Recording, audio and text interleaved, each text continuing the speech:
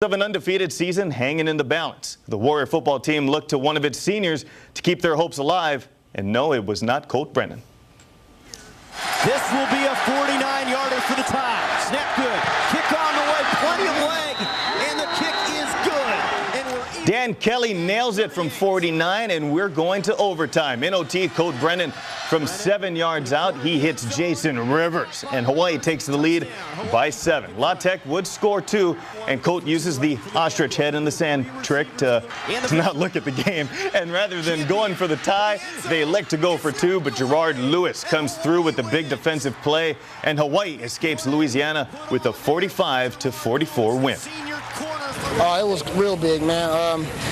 This is a great lesson learned for us. Right now, I think this is going to be our, the make or break of our season. I think we needed this in order to, function and keep everything on a positive level. We got to go back to practice and get the little kinks out that we messed up at, man, and just continue to work hard and look forward to next week. It was a tough game. Obviously La Tech did a great job with their game plan, and I don't know what it is. When we travel out here, we just never seem to be ourselves. And early on, we just had some issues, and then finally got things going, and then kept shooting ourselves in the foot. But it's a game that builds character, and we got the win, and that's all that matters. And I'm just glad we got the win, because that shows a lot about us.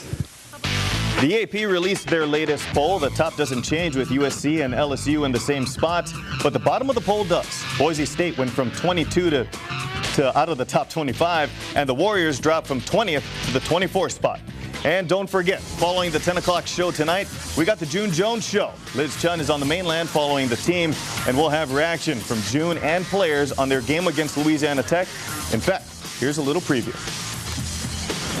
Well, we just talked at halftime, we can score very quickly, and we're 2 plays away from being ahead. And, I think the guys have a very professional and attitude about, playing the game right now. And they know what they have to do, and they know they can do it. And they hung in there and got it done.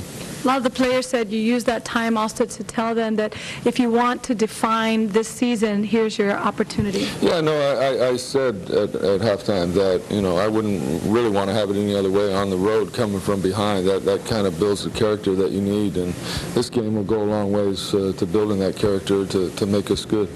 And again, that's coming up in about 2 minutes from now, so don't go anywhere. Don't change the channel. Exactly.